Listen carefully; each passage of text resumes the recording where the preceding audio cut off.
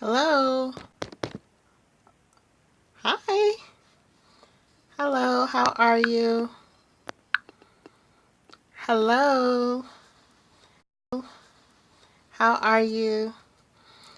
Thank you for this opportunity this morning with three things that I think are really important to think about in terms of life and how we approach it when we're thinking about grief and death. And the first thing, and you guys feel free to ask questions if you want as well. I can answer them as we go. So first, yes, it does. And practice. Definitely practice. So first, one of the thing that I think is really important is that we say what we need to say. And I would be heartbroken if I felt like I missed out on the opportunity to tell someone I love them or to take care of some unresolved baggage. So I think it's really important. And it's not necessarily that it's going to be too late for us, but it might be too late for the other person as well. So I think that when you have something to say, you need to clear something up. You need to apologize. You need to forgive somebody. You need to fess up and admit to something that you did that you shouldn't have done. Just do it. Just get it over with. Just, seize on that Nike slogan and just do it and move on. It doesn't mean the other person is going to accept what you had to say. It doesn't mean they're going to like what you had to say. That's not your problem. The only part that's your problem is what you can control. And that is just getting it out. And I don't think that means bashing people, right? Like if you're angry at something, I don't think that means unload on them per se. I think it means just being honest and straightforward. Next, I think we should do things that we want to do when we have the opportunity to do it and create opportunities to do the things you want to do. Don't wait. Don't wait. That's the running theme through all of this. Don't wait. I mentioned that I do different jobs in part of my life. Well, one of the other things that's kind of unique about my life is that I live part-time in California and I live part-time in Hawaii on the Big Island. And when I first bought property on the Big Island and I started, getting things ready to build a house, I had a lot of friends and colleagues say things to me like, "Is that going to be your retirement house?" And I said, "I don't know. I don't know if I'm going to retire.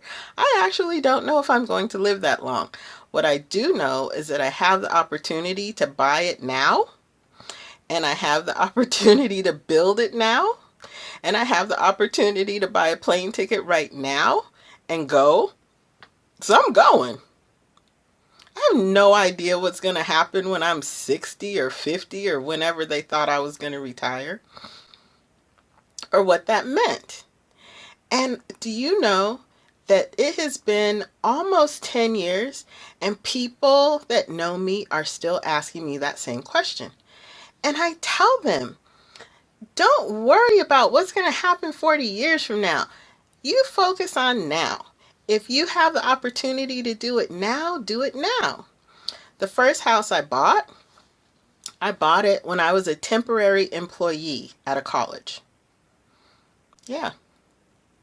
And my colleague said, "How could you do that? How could you buy a house? How could you get a mortgage when you're a temporary employee?" And I said, "The bank wants to give me money now. I'm going to take the money now."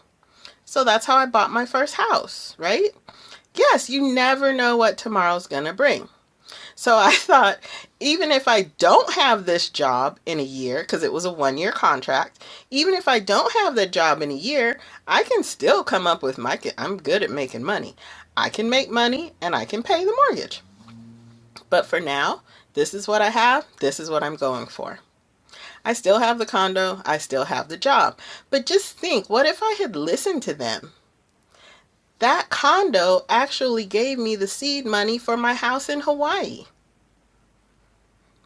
It may never have happened. You got to seize the moment. Don't wait. Next on the list, enjoy the process.